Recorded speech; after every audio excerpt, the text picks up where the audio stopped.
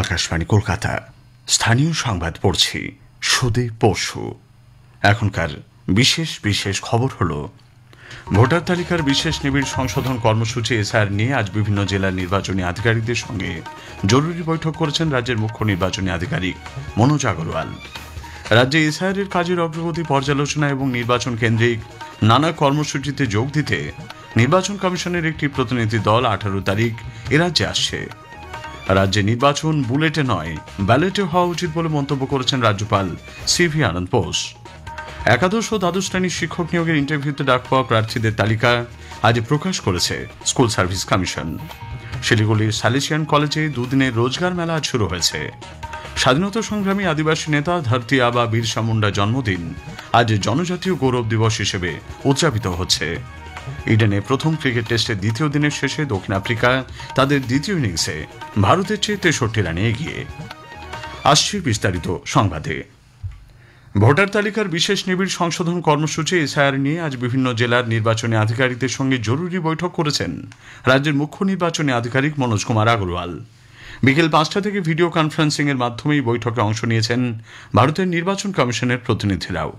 এদিকে সবকটি জেলার নির্বাচনী আধিকারিকদের আজকের মধ্যে এসআইআর ফর্ম বন্টনের কাজ শেষ করতে নির্দেশ দেওয়া হয়েছে। আজকের বৈঠকে নিখোঁজ ভোটার এবং মৃত ভোটারদের তালিকা তৈরি করতে গিয়ে যে ধরনের সমস্যাগুলি উঠে এসেছে সেগুলি নিয়েও আলোচনা হয়েছে।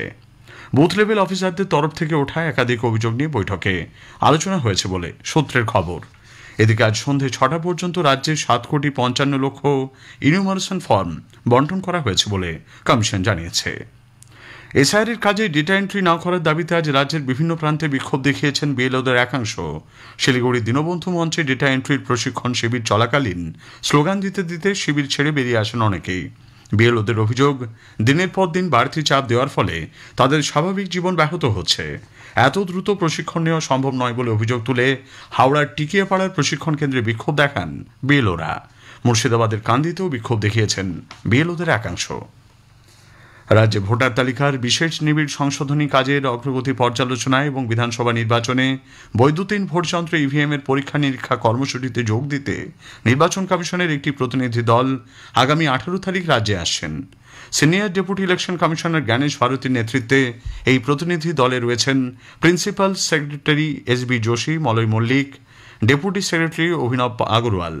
নির্বাচন কমিশনের দলটি কলকাতার উত্তর ও দক্ষিণ 24 পরগনা, নদিয়া, মুর্শিদাবাদ এবং মালদায় এসআইআর এর কাজের পর্যালোচনা করবেন। রাজ্যের মুখ্য নির্বাচনী আধিকারিক মনোজ কুমার আগরওয়াল এবং কলকাতা উত্তর ও দক্ষিণ জেলার নির্বাচনী আধিকারিকদের সঙ্গেও তারা বৈঠক করবেন।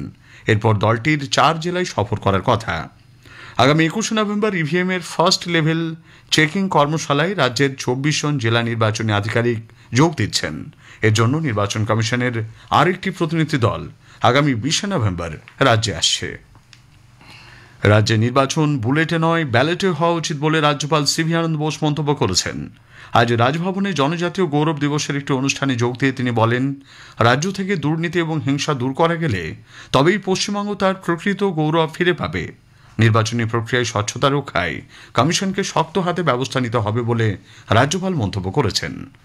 Before election, certainly violence has to be curbed. Corruption has to go from the electioneering process. This state will come back to its original glory only if the canker, that is corruption and violence, are rooted out. Otherwise, we cannot have free and fair elections in the state. And that is why the Election Commission is taking all steps to see that election is conducted in the state in a free and fair manner.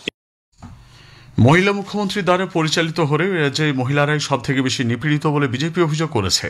কলকাতায় আজ এক সাংবাদিক বৈঠকে দলের রাজ্য সাধারণ সম্পাদক লকেট চট্টোপাধ্যায় বলেন, মুখ্যমন্ত্রী লক্ষ্মীর ভাণ্ডার প্রকল্পের টাকা বাড়ালেও মহিলাদের নিরাপত্তা নিশ্চিত করতে পুরোপুরি ব্যর্থ। কোচবিহারের দিনহাটায় বিজেপি জেলা সম্পাদক অজয় রায়ের গ্রেপ্তারির প্রতিবাদে জেলার বিজেপি বিধায়করা এদিন কোচবিহার জেলা পুলিশ সুপারের সঙ্গে সাক্ষাৎ করেছেন। শুধুমাত্র বিজয় মিছিল করার অপরাধী মন্ত্রী উদয়ন গুহের নির্দেশে এই গ্রেপ্তারি বলে তারা অভিযোগ করেন। এদিকে উত্তরবঙ্গ উন্নয়ন মন্ত্রী উদয়ন গুহ তার বিরুদ্ধে ওঠা অভিযোগ খারিজ করেছেন। উল্লেখ্য, অজয় রায়ের 4 দিনের জেল হেফাজতের নির্দেশ দিয়েছে দিনহাটা মহকুমা আদালত। কলকাতার এজরা স্ট্রিটে বৈদ্যুতিক সামগ্রীর দোকান ও গুদামে লাগা আগুন এখন নিয়ন্ত্রণে। পুরোপুরি আগুন নেভানোর কাজ করছেন দমকল কর্মীরা।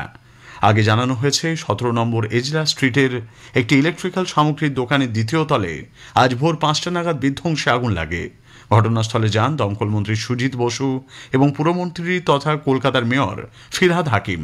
বেআইনি নির্মাণ হলে তার বিরুদ্ধে পুরসভা উপযুক্ত ব্যবস্থা নেবে বলে মেয়র জানিয়েছেন। এজরা স্ট্রিটে অগ্নিকাণ্ড স্থল আজ ঘুরে দেখেন প্রদেশ কংগ্রেস সভাপতি শুভঙ্কর সরকার। কথা বলেন ক্ষতিগ্রস্তদের সঙ্গে।